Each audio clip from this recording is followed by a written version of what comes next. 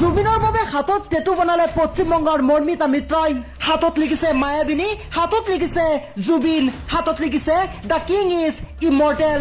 এনেদৰে নিজৰ হাতত টেটু বনালে জুবিন গাৰ্গৰ বাবে পশ্চিমবংগৰ কণ্ঠশিল্পী মৰ্মিতা মিত্ৰই। কিমান ভাল পোৱা থাকিলে এগৰাকী শিল্পীৰ প্ৰতি, কিমান ভাল পোৱা থাকিলে আন এগৰাকী শিল্পীয়ে নিজৰ হাতত আঁকিব পাৰে টেটু। তথাপিও লিখিছে মায়াবিনী, যিটো গান আজীৱনলৈকে সকলোৰে বাবে প্ৰিয় হৈ থাকিব।